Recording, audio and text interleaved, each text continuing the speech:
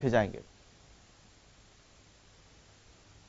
देखिए, पहले आपको मैं एक चीज स्पष्ट कर दूं कि भारतीय जनता पार्टी और कांग्रेस में जो एक मूल फर्क है वो यही है कि भारतीय जनता पार्टी पार्टी एक परिवार है उनके यहाँ, और कांग्रेस के अंदर परिवार एक पार्टी है। तो यहीं से हमारा एक फर्क शुरू हो जाता है जो आगे तक जाता है। हमने जो प्रदेश कार्य समिति जोधपुर में हुई उसके अंदर कई निर्णय लिए गए थे और उसी में हमने अगले आने वाले 2018 के विधानसभा चुनाव और 2019 के लोकसभा चुनाव का बिल्कुल फूंक चुके थे।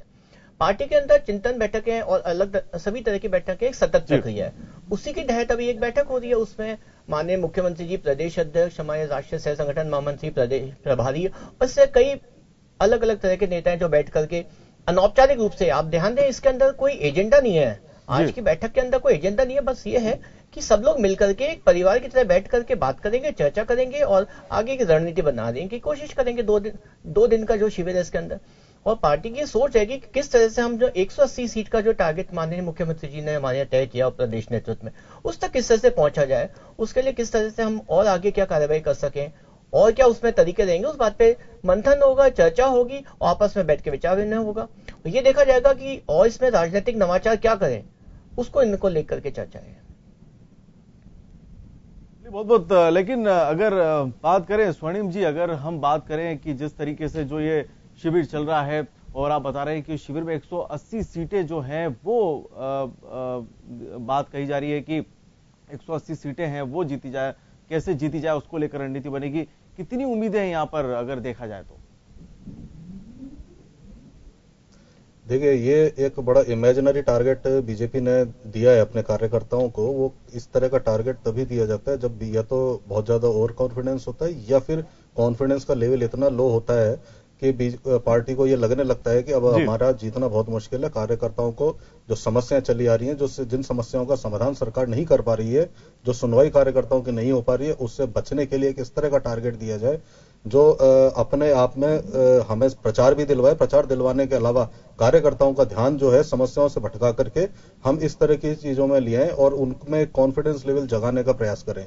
जबकि देखा जाए तो अभी यहाँ पे जोधपुर में शिविर हुआ, उसके बाद आप देखेंगे पूरे जो है प्रशासनिक हलके में एक लंबा चौड़ा बदलाव लाया गया। वो केवल इसलिए लाया गया था कि यूं जो कार्य नहीं हुए, सरकार कार्य करने में असफल रही है, टारगेट्स पूरे नहीं कर पाए, कार्यकर्ताओं की सुनवाई नहीं हुई, उसका ठीकरा जो है कहीं ना कहीं राजनेताओं के ऊपर से हटा करके इन प्रशासनिक अधिकारियों पर फोड़ दिया जाए और कार्यकर्ताओं को यह बताया जाए कि वे प्रशासनिक अधिकारी कार्य नहीं कर रहे थे, इसलिए आप लोगों के कार्य नहीं हुए। लेकिन 4 साल निकलने के बाद लेकिन बिल्कुल एक चीज ये भी तो है ना स्वर्णिम जी, अगर बात करें कि अगर काम नहीं हो रहे हैं तो फिर भी इतनी सफलता क्यों मिल रही है बीजेपी को? हम उपचुनाव में भी देखें तो उपचुनाव में भी जीत हासिल हुई थी। धौलपुर की बात करें तो धौलपुर में भी बीजेपी को जीत मिली। कहीं ना कहीं कांग्रेस की जो रणनीति है उस रणनीति में लगता है कि आपको भी बदलाव करना होगा जब 14 मई को जब मंथन होगा।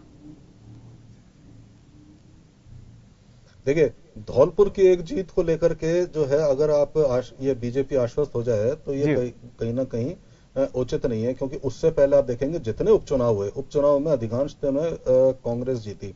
कांग्रेस ने पंचायती चुनाव में अपना वोट बैंक बढ़ाया, बढ़त हासिल की, कई स्थानों पर बीजेपी को हराया, सीटें छीनी।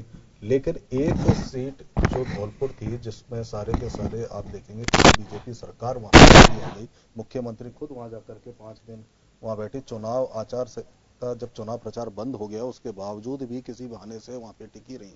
और ये जो जीत थी ये बीजेपी और कांग्रेस की नीति, ये एक सरकार ने अपने जो प्रशासनिक अमला है इसका बेजा इस्तेमाल करके, अपनी ताकत का इस्तेमाल करके प्राप्त की है, जिसको लेकर के बहुत सारे संशय उठ रहे हैं। कुछ ही दिन पहले जो है वहां से एक लोकल नेता को मंत्री का पद दिया गया वहां पे, और एक इंपोर्ट करके नेता को जो है टिकट दिया गया। तो बहुत सारी चीजें आप देखेंगे इस तरह की थी जो क्या कहना चाहिए, जो जनरली जो है इस तरह से चुनावी कार्य नहीं किए जाते हैं।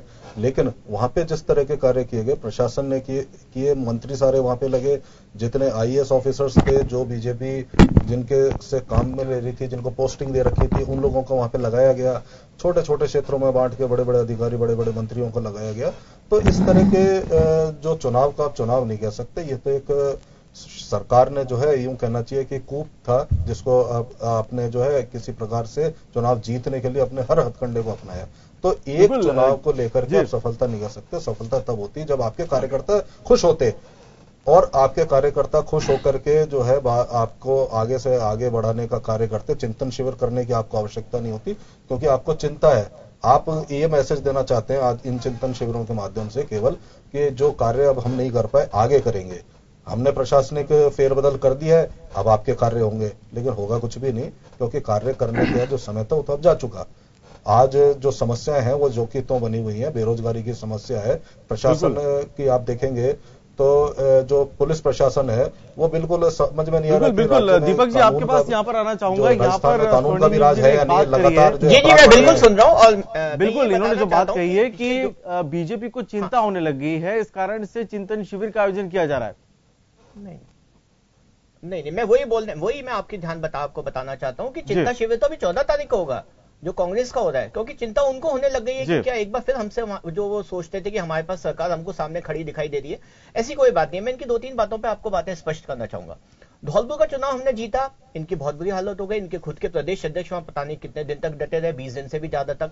इनके जो पूर्व मुख्यमंत्री भी वहां, लगभग पूरी पार्टी इन्होंने वहां झोंक दी। हमारी भी पार्टी वहां पे थी, स्वाभाविक है, मुख्यमंत्री जी का क्षेत्र है तो उनका वहां जाना स्वाभाविक था। अब किसी को चिकित्सा कारणों से अगर कोई वहां से नहीं निकल पाया, बोर्ड ने वहां पे मेडिकल बोर्ड ने डिसाइड किया और उसके लिए चुनाव आयोग ने भी इस बात के लिए किया, तो उस बात को इतनी ज्यादा खींचना चाहिए, इनको दिल बड़ा रखना चाहिए। और अब कांग्रेस के साथ यही हमेशा से प्रॉब्लम रही है कि उन्होंने कभी हार को पहचानना नहीं सीखा। 4 विधानसभा पहले हुए, हम 3 हारे, 1 हम जीते, हमने तो कभी आरोप नहीं लगाया। क्या उस समय हमारी सरकार नहीं थी? नसीबाबाद का हो, वैद का हो, कोई बात नहीं। आदमी को हमेशा ग्रेसफुल रहना चाहिए, हार के अंदर, जीत के अंदर भी सही रहना चाहिए। ये बात कांग्रेस अभी तक इतने टाइम से पचा नहीं पा रही। लोकसभा के हार के बाद से सतत ही हर जगह हारे, चाहे लोकल बॉडी के इलेक्शन हो, नगर पालिका, नगर निगम, जन परिषद के, नगर निगम के, हर चुनाव में इनको हार का मुंह देखना पड़ा। तो ये इस बात को कांग्रेस का जो इनका संगठन है वो इस बात को पचा ही नहीं पा रहा क्या बात है, क्योंकि इनकी तो लड़ाई बीजेपी से नहीं है, इनकी लड़ाई आपस में ही है। अभी तो इनके यहाँ यही डिसाइड नहीं हो पा रहा कि कौन का मुख्यमंत्री होगा। रोज इनके नए मुख्यमंत्री के दावेदार आ जाते हैं। तो देखिए उनके कांग्रेस की आपस की बातें, इनके बारे में ज्यादा कुछ ना कहा जाए तो उचित रहेगा। हम तो अपनी बात मान के चल रहे कि हमें कैसे जन कल्याण के काम करने हैं उसके बारे में चलता है। बिल्कुल हमारे साथ हमारे मेहमान, ये पहली बार नहीं है, बिल्कुल जनकपुर में हुआ, पहले भी हुआ, पार्टी का जब हम सरकार में थे या सरकार में नहीं थे, ये हमारे यहाँ की एक सतत प्रक्रिया में आपको बताया। माननीय मुख्यमंत्री जी ने बड़ा स्पष्ट कर दिया कि एक अनौपचारिक बैठक है, साथ मिलकर बात करेंगे, 2 दिन तक रहेंगे। हमारे तो संगठन के हिसाब से ये एक बैठक है और इसको बिल्कुल हमारे साथ बिल्कुल मैं आपके पास दोबारा से आऊंगा। दीपक जी हमारे साथ ओम सैनी साहब भी जुड़ चुके हैं, वरिष्ठ पत्रकार हैं। कॉन्फिडेंस में फर्क होता है, आपका स्वागत है यहाँ पर। हम 180 सीटें जीतेंगे। बिल्कुल दीपक जी यहाँ पर रोकना चाहूंगा, हमारे साथ ओम सैनी साहब भी जुड़ चुके हैं। ओम जी, अगर यहाँ पर बात करें बीजेपी के इस चिंतन शिविर को लेकर, 180 सीटों का जो टारगेट लेकर बैठी हुई है बीजेपी, कितनी उम्मीदें हैं? अगर आज की तारीख में जो माहौल चल रहा है उसके हिसाब से आपको क्या लगता है कि आने वाले विधानसभा चुनाव में भी बीजेपी 180 सीटों का जो टारगेट है वो अचीव कर सकती है? देखिए, कुल मिलाकर के मैं तो समझता हूं कि गलत कहा। इन्होंने कहना चाहिए कि 200 सीटों पर हम विजय प्राप्त करेंगे, क्योंकि जब लक्ष्य ही निर्धारित कर रहे हैं तो फिर राजस्थान की संपूर्ण विधानसभाओं पर अपना झंडा फहराना एक किसी भी पार्टी का एक लक्ष्य हो सकता है। ये कांग्रेस का भी हो सकता है, भारतीय जनता पार्टी का भी हो सकता है। जनता कैसे वोट करेगी, जनता क्या सवाल करेगी, ये जानना बहुत जरूरी है। और मेरा ख्याल है कि जो चिंतन शिविर है वो जानने का प्रयास ही है कि जो कुछ 3 साल पहले या 3.5 साल पहले जो कुछ घोषणाएं करके शासन में आए थे, जिस भ्रष्टाचार को, महंगाई को, बेरोजगारी को आधार बना करके आपने शासन हासिल किया था, जनता की समस्याएं समाप्त करने के लिए जो एक तरीका आपने अलग अलग संभागों में जाके जो इकट्ठा किया था और उसका जवाब देने की चेष्टा की थी, निराकरण की चेष्टा की थी, वैसा कुछ हुआ नहीं है। तो ऐसी स्थिति में जनता का या अपने पार्टी कार्यकर्ताओं का मोरल बूस्ट करने के लिए 180 सीटों का दावा बहुत ठीक है, लेकिन हकीकत यथार्थ बहुत अलग किस्म का है। वही सवाल कांग्रेस पार्टी के साथ में जुड़ा हुआ है। कांग्रेस पार्टी जिस तरीके से पिछले दिनों जिस तरीके से अपने आप को कई सारे विवादों में डाले हुए है, अगर वो एकजुट हो जाती है, एकजुट होने के बाद में अपने निश्चित इरादों के साथ में मैदान में जाती है, तो कोई उसके लिए मुश्किल नहीं है। राजस्थान के 200 विधानसभा क्षेत्रों में इनके कार्यकर्ता भी हैं, इनके उम्मीदवार भी हैं, इनके प्रत्याशी भी हैं, किस तरह की इनके ऊपर लांछन वगैरह लगे नहीं हैं। सारा राजस्थान मुक्त है इस वक्त, बड़ी आसानी से ये भी विजय की हालत में आ सकते हैं। लेकिन अभी तस्वीर साफ नहीं हुई। मैंने दोनों की बातें सुनी, साथ साथ में मैंने ये भी सुना कि इनका तो मुख्यमंत्री का उम्मीदवार ही तय नहीं, अरे भाई, मुख्यमंत्री का उम्मीदवार डेमोक्रेटिक पार्टीज में, चाहे कांग्रेस हो चाहे बीजेपी हो, कुछ दिनों का ये चलन चला है कि विधायक नहीं चुनते हैं, पहले से ही मुख्यमंत्री तय हो जाते हैं। ये अनडेमोक्रेटिक एटीट्यूड जो बन रहा है, जो पद्धति हासिल हो रही है, और ये जो चली है, ये मेरा ख्याल है वर्तमान मुख्यमंत्री और केंद्र के प्रधानमंत्री की वजह से ही सारा सिलसिला हुआ।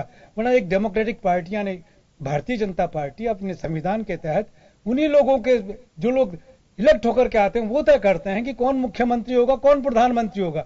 यही बात कांग्रेस में भी है। तो ऐसी स्थिति में सिर्फ ये कहना कि हमने कोई चेहरा ही पेश नहीं किया है और इसलिए कांग्रेस के पास में तो कोई जवाब ही नहीं है, हमारे पास पे तो माननीय यशस्वी जो भी कुछ बोलते हैं ये वैसा मुख्यमंत्री है, तो कोई दिक्कत नहीं है। मेरा ख्याल है कि दोनों पार्टियां इस वक्त अपने विवादों में फंसी हुई है, अपने अपने लक्ष्य हासिल करने के लिए प्रयासरत है और दोनों अपने संगठन बनाना चाहती हैं। तो शाहपुरा का जो चिंतन शिविर है वो निश्चित रूप से भारतीय जनता पार्टी यही विचार करने के लिए बना रही है, इकट्ठी हो रही है कि आने वाले दिनों में जब जनता पूछेगी कि हमने जो पहले वादे किए थे वो कितने पूरे हो गए, क्या वो सारे वादे पूरे हो गए हैं, क्या 15 लाख लोगों को रोजगार मिल गया है, क्या रिफाइनरी राजस्थान में लग गई है, क्या मेट्रो ठीक से काम कर रहा है, क्या राजस्थान का ये प्रदेश जो है पिछड़ों से आगे आ गया है, लैंड ऑर्डर बेहतर स्थिति में है, क्या जितने अपराध हो रहे हैं उनको कंट्रोल करने की क्षमता हमारे शासन में या सरकार में है। ये सारे सवाल पूछेंगे तो इनका जवाब क्या होना चाहिए। चिंतन शिविर में यही सब बातें होंगी। बिल्कुल दीपक जी, अगर यहां पर बात करें, ओम जी ने साफ कहा है कि आप जो टारगेट लेके चल रहे हैं 180 सीटों के लिए चल रहे हैं, यानी आप पहले से एक तरीके से मान बैठे हैं कि जो 20 सीटें हैं हम उन सीटों पर जीत नहीं सकते हैं। तो उन 20 सीटों की यहाँ पर चिंता हो रही है कि 180 सीटों का टारगेट लेके बैठे हैं। कुछ हद तक सहमत हूं। मैं तो कह रहा हूं 200 का करके चलो। नहीं, मैं इनकी बात में बहुत हद तक सहमत हूं और जो वरिष्ठ है इनका अपनी सोच है और पार्टी का यही तो हमारी बड़ी इंक्लूसिव पार्टी रही है। मैंने आपको पहले भी याद है, जब डेवलपमेंट की बात हो चाहे किसी भी चीज को बहुत लंबी बात हो जाएगी, पर अगर मैं इसी पे बात केंद्रित करते हुए कहें तो मैं ये बताना आपको चाहूंगा कि पार्टी हमेशा ये देखती है कि हमने 3 साल में क्या खोया क्या पाया। तो अगर हम आज इस बात का आकलन करेंगे तो हमने देखा हमारी बहुत उपलब्धियां रही है। उन उपलब्धियों को हमें जनता तक पहुंचाना है। हमारा कार्यकर्ताओं से ये आह्वान रहता है, चाहे हम जो भी होती है प्रदेश स्तर का समितियां होती है, जो भी होती है, कि जो भी उपलब्धियां उनको लोगों को बताएं, उनको नीचे कार्यकर्ता तक बताएं और अगर कोई कमी लगी है तो उसमें सुधार की गुंजाइश है तो हम उसके लिए हमेशा तैयार है। हम हमेशा एक ओपन उससे जाते हैं। और जहां तक 180 सीटों का टारगेट है तो एक टारगेट लेके चलने में कोई बुराई नहीं। अगर कोई व्यक्ति अपनी जिंदगी में टारगेट या एम लेके नहीं चलेगा, आजकल तो 8वीं या 10वीं का बच्चा अपना टारगेट फिक्स कर लेता है। अगर एक बच्चा टारगेट फिक्स करके आगे की तैयारी करता है, अगर हम एक टारगेट फिक्स करके टारगेट नहीं पूरा होने पे सुसाइड भी करता है और 200 वो तो बड़ी दुर्भावनापूर्ण बातें हो जाती है, दुर्भाग्यपूर्ण। एंड मेरा ये मानना है कि अंदर की वो you aim for the moon and get the stars, तो हम 200 सीटों का टारगेट करें और 180 लें तो सच्चा इसको हम कहेंगे रियलिस्टिक टारगेट है कि हम उसी को बात करें जो हमें संभावना लग रही है। कॉन्फिडेंस की बात है, 200 तो ओवर कॉन्फिडेंस हो जाएगा, 160 से कम तो अंडर कॉन्फिडेंस हो जाएगा। तो हम कॉन्फिडेंट रहे तो मुझे लगता है कि वो ज्यादा हमारी रियलिस्टिक। लेकिन आप कह रहे हैं कि काम हो रहे हैं, आप कह रहे हैं कि काम हो रहे हैं प्रदेश में। बिल्कुल जी, बिल्कुल काम रिफाइनरी लग रही है, चलिए ठीक है, रोजगार मिल रहा है, चलिए ठीक है, ये भी मान लेते हैं हम ये भी मान लेते हैं, लेकिन सड़कों से कचरा साफ नहीं हो रहा है, ये सबसे बड़ी समस्या है। का मुद्दा उठाया तो मैं आपको जानकारी दूं, सड़कों से कचरा साफ नहीं हो पा रहा है, ये सबसे बड़ा मुद्दा है आज की तारीख में। नहीं, वो तो देखिए जयपुर के में लेकर के बात है तो कुछ स्ट्राइक हुई थी, उस बात को किया जा रहा है। और कल स्वयं माननीय मुख्यमंत्री जी, जैसे आप जयपुर शहर की बात करेंगे तो स्वयं मेयर, स्वयं मंत्री जी और बाद में आयुक्त जाकर के मुआयना किया और मौके पे जाके उन्होंने देखा। लेकिन 215वें नंबर पे आ गए हम, 215वें नंबर पे आ गए हम। हाँ, मैं उसके बाद देखिए उसके अंदर जो होता है, जैसे इंदौर पहले आ गया है, किशनगढ़ 419 पे आ गया, उसके इनके जो 5-6 टारगेट है उसके अंदर सबसे बड़ी बात क्या होती है, एक सोशल इशू भी है। इसके अंदर क्या लोगों की भागीदारी बहुत ही ज्यादा जरूरी है। जयपुर बहुत बढ़ता हुआ शहर है, आने वाले टाइम में ये बहुत बड़ा मेट्रो हो जाएगा। ठीक है, दिल्ली, बॉम्बे, कलकत्ता, मद्रास का मुकाबला तो नहीं कर पाएगा चेन्नई का, आने वाले समय में ये बहुत बड़ा शहर हो जाएगा। दिल्ली से इसकी बहुत नजदीकी है, बहुत प्रॉक्सिमिटी है, तो स्वाभाविक रूप से लोग आकर्षित होते हैं। ऐतिहासिक महत्व है इस बात का, आने वाले समय में बढ़ता हुआ शहर है, तो इसकी अपनी समस्या होती है बढ़ते हुए शहर की। जो सबसे बड़ी समस्या क्या है, जब हम आजाद हुए तो आजादी के साथ आप फिर ये कहेंगे कि मैं बार बार इस बात को हम बोलते हैं, पर 60 साल में जो काम नहीं है उसके लिए अभी हमारे मुश्किल से हमने 40 महीने मैडम ने काम किया, हमारे माननीय मुख्यमंत्री जी ने 40 साल के अंदर, और 40 साल आप उसे कंपेयर करेंगे तो उसमें बहुत फर्क आ जाता है। 40 महीने में फिर भी इतने काम हुए जिसको गिनाएंगे तो उसके लिए वक्त की कमी पड़ जाती है। बिल्कुल, लेकिन दीपक जी वो जो काम धरातल पर नजर नहीं आ रहे, कागजों पे बहुत सारे काम हैं। जी, धरातल पर वो काम नजर नहीं आ रहे, कागजों में खूब सारे काम नजर आ रहे हैं। मैं क्या 40 महीने हुए, आप उनको जल्द देखेंगे अभी, और दिख रहे हैं कुछ लोगों में रोजगार। आप बताइए स्मार्ट सिटी के अंदर कितने काम हुए। आप बाकी शहरों में जाइए, आप स्वयं जाइए, आप अजमेर शहर जाइए, आप बाकी शहर जाइए, उदयपुर जाइए, आप देखिए लोगों को रोजगार मिल रहे हैं। प्राइवेट लोग बाग आ रहे हैं, ऐसे ही तो नहीं लोग बाग आना चाहते हैं। आप इस समय देखिए टूरिज्म के अंदर राजस्थान नंबर 1 पे आके खड़ा हुआ है। क्यों खड़ा हुआ है? और पहले कितना चला गया था? महाराष्ट्र, मध्य प्रदेश, कर्नाटका, हैदराबाद, ये सारे शहर हमसे आगे हो गए थे। पर आज पिछले मुख्यमंत्री जी की कोशिशों से एक बार फिर हमने वो लौटा हुआ वैभव लेकर के आए टूरिज्म के सेक्टर में, क्योंकि इसमें टूरिज्म में बहुत अपार संभावना है। ये तो एक सेक्टर है, आप किसी भी चीज की बात करें उसमें बहुत आगे। जॉल्स आलमगीर, मैं आपको बताना चाहूंगा मुख्यमंत्री जी का एक इतना इनोवेटिव स्टेप है जो आने वाले समय में, नहीं तो आने वाले वर्षों बाद इसको ध्यान रखा कि जल स्वावलंबन अभियान जो माननीय मुख्यमंत्री ने चलाया, उसकी महत्ता कितनी ज्यादा प्रदेश के लिए भी है, देश के लिए भी, और अंतर्राष्ट्रीय स्तर पर उनको इसकी इतनी बहुत बड़ी पहचान भी मिलेगी। और इस बात को सराहाया गया है। आप देखेंगे विदेश के भी कई लोगों ने आकर के इस बात को सराहाया कि एमजीएसए के तहत जो किए गए काम एक बहुत बड़ी उपलब्धि है। रोजगार के क्षेत्र में हमने लगाए बाड़मेर रिफाइनरी अपने आप के अंदर ही होगी। मैं आपको जानकारी दूंगा 2005 के अंदर बाड़मेर रिफाइनरी की सोच माननीय मुख्यमंत्री वसुंधरा राजे उस समय लेके आई थी, 2006 में लेके आई थी। 16,000 करोड़ का हमने उस समय टारगेट था, उसको अभी भी हमने 16,800 पे किया, जिससे कि कांग्रेस की सरकार ने 56,000 करोड़ पे लेके आए थे। हम ये स्पष्ट करना चाहते हूं कि वो सोच भी हमारी थी और उसका क्रियान्वयन भी हम लोगों ने किया। और उसके अंदर जो ये इन्होंने अपनी मर्जी से करीबन 40,000 करोड़ का, देखिए मैं आप बोल रहे थे तो उस समय में बीच में आप बोलेंगे तो मैं बिल्कुल आपको मौका मिलेगा। जी दीपक, तो जो 40,000 करोड़ का जो राजस्थान की जनता के ऊपर भार पड़ रहा था, उसको हमने बताया। एक नीयत भी हमारी साफ है, हमारे कार्य भी बड़े साफ है, बड़ा स्पष्ट है, हर चीज आपके सामने। आज के जमाने में हर चीज पब्लिक डोमेन में, हर चीज एक खुली किताब है। पार्टी की, हमारे भारतीय जनता पार्टी की जो भी नीतियां रीतियां वही है, सरकार की जो भी नीति रीतियां वही बड़ी खुली किताब है। आप जाके देख सकते हैं, आरटीआई का जमाना है, आप देखिए, अगर आपको उसमें कुछ लगता है तो आप हम पर आरोप करें। आज बिल्कुल देखिए प्रजातंत्र में आज स्वर्णिम जी यहाँ पर नियत तो साफ है, लेकिन मुद्दा वही होता है बार बार की सड़कें साफ नहीं है, गलियां साफ नहीं है, हमारे खिलाफ बोल रही होती है। जी देखिए, आप देखेंगे जितने भी मैं बता रहा हूं उसी का स्थानीय निकायों की स्थितियां ये हैं, उनके जो कार्य होने चाहिए थे, गलियां और साफ सफाई, मेंटेनेंस, जो भी उनको कार्य दिए गए थे, उसमें से वो सभी कार्यों में फेल रही है पूरे राजस्थान में। आप देखेंगे राजस्थान का एक भी शहर 150 जो है साफ शहरों में शिरकत नहीं कर पाया। इसके अलावा आप देखेंगे, जहां तक आप रोजगार की बात कह रहे हैं, तो रोजगार में आप इतने बड़े बड़े आयोजन किए गए, रिसर्जेंट राजस्थान के आयोजन किए गए, लेकिन क्या हुआ? कितने एमओयू हुए और कितने धरातल पे आए? ये सबको स्पष्ट है, खुद इनके मंत्री ही स्वीकार कर चुके हैं। आप लॉ एंड ऑर्डर की पोजीशन देखेंगे, लॉ एंड ऑर्डर की पोजीशन आज हालात ये हैं कि बड़े बड़े जो जघन्य अपराध हैं उसमें लगातार राजस्थान जो है उसमें अपराधों में बढ़ोतरी होती जा रही है। जो राजस्थान शांत प्रदेश कहा जाता था, जिसमें खासकर जयपुर जो है मेट्रो सिटी बनने जा रहा है और शांत शहरों की गिनती में आता था, आज स्थिति यह है कि महिलाओं के खिलाफ होने वाले अपराधों में जो जघन्य अपराध हैं उसमें राजस्थान नंबर 1 है। SC ST के जो महिलाएं उनके विरुद्ध, और महिलाओं के खिलाफ जो है जनरली जो ये अपराध हो रहे हैं, बलात्कार के, लूट के, डकैती के, महिलाओं के खिलाफ, इनमें राजस्थान आज तीसरे नंबर पे है। ये आंकड़े हमारे नहीं है, ये NCRB के हैं। इसके अलावा जो आप देखेंगे जो ये शराब की तस्करी, मादक द्रव्यों की तस्करी, इस तरह के जो अपराध हैं उनमें 20-20, 30-30% बढ़ोतरी हुई है। अनुसूचित जाति जनजाति के लोगों के खिलाफ जो अपराध हैं वो लगातार बढ़ते जा रहे हैं। और आप देखेंगे जो शिक्षा के क्षेत्र में 8,500 से अधिक स्कूल जो है बंद कर दिए गए और लगभग 7,000 स्कूल जो है समायोजन के नाम पे बंद कर दिए गए। तो इस तरह की स्थितियां उत्पन्न हुई हैं। रोजगार देना तो छोड़िए, जो रोजगार जिन संस्थाओं में दिया जाता था, जिन विभागों में दिया जाता था, वहां से पद तक समाप्त कर दिए गए। और ये ही सारी जो बातें हैं, इन सारी बातों को लेकर के ही आप जो है चर्चा जो है आपके कहीं ना कहीं होती होगी, और उसका कैसे जवाब देना है, उससे कैसे बचें, क्योंकि जनता से तो आप बच नहीं सकते, अपने कार्यकर्ताओं से कैसे बचें, कार्यकर्ताओं के सवालों से कैसे बचें, इसको लेकर के ये चिंतन शिविर हो रहे हैं। क्योंकि यदि आप ये कहें कि हमने जो ये कार्य किया वो उनको जनता तक पहुंचाना है, तो आपका अगर संगठन नहीं पहुंचा पा रहा, तो आपका संगठन और आपके जो सत्ता है इसमें तालमेल की कमी है। लेकिन आप देखेंगे कोई कार्य हुआ नहीं।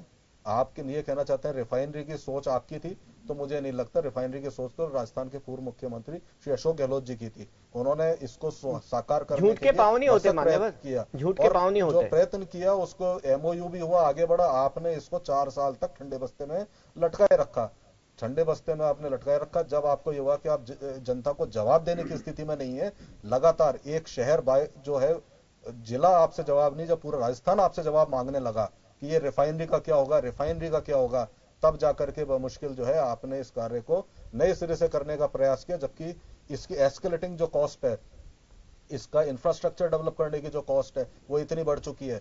इतने सालों में जो राजस्थान को राजस्व प्राप्त होता उसका नुकसान हो चुका है, और आप देखेंगे कितने ही जो है ग्रामीण और शहरी नौजवानों को रोजगार प्राप्त होता, उससे वो वंचित रह चुके हैं।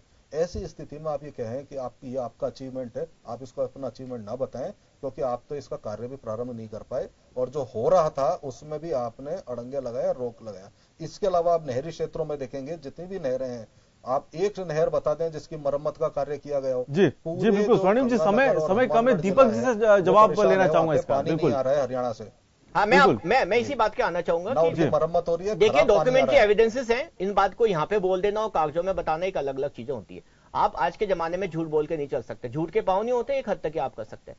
माननीय मुख्यमंत्री जी वो जो भी था, उन्होंने जो भी कबूतर निकाल देते वो भी ठीक है, वो जादूगर हो सकते हैं, पर राजनीति के अंदर ये जुमलेबाजी और कबूतरबाजी से काम नहीं चलता। आंकड़े बोलते हैं और स्पष्ट है, अब तो इतना स्पष्ट है, ये इतना स्पष्ट है कि आप सारे आरटीआई में कागज निकाले, आपको पता चल जाएगा। माननीय मुख्यमंत्री जी ने खुद ने हमारे 2005 में इसका शुरुआत की, 2006 में इन्होंने किया, जब हमारी सरकार चली गई तो एक मिनट में आपको बता देता हूँ, ऐसी झूठ मत बोलिए, दोनों के पांव वाम नहीं होते हैं।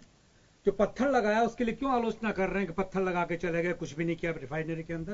ये तो बड़ा सत्य है, जिसको कि बड़े खुल करके बोला है मुख्यमंत्री ने और पूरे मंत्रिमंडल ने। एलिगेशन यही है। देखिए, कुल मिलाकर के हुआ ये है कि रिफाइनरी जिस वक्त लग जानी चाहिए थी वो नहीं लगी, उसके बहुत सारे कारण हैं। जी मैं उसके बता, ऐसा नहीं है कि बिल्कुल आप बिल्कुल ठीक बोल रहे हैं, आपका जी बिल्कुल मैं सहमत हूं आपकी बात से। यूपीए की सरकार ने उस समय जब इनकी आई थी, हमको उस समय परमिशन नहीं दी, क्योंकि 2008 के बाद उसके 5 साल तक यूपीए की सरकार ने उसको लटकाए रखा। उन्होंने परमिशन दे देते तो हमें तो कोई आपत्ति नहीं थी। 5 साल तक आप बताइए क्या ऐसी नौबत आई कि वापस से वसुंधरा जी की सरकार को आकर के सब कुछ करना पड़ा? चलिए बिल्कुल दीपक जी, समय हमारे पास कम है, हमें एक छोटा सा ब्रेक यहाँ पर लेना होगा, और ब्रेक के बाद हम जो चर्चा करेंगे शहरी कल्याण शिविरों की, जिसकी शुरुआत हो चुकी है, उसके बारे में हम बात करेंगे।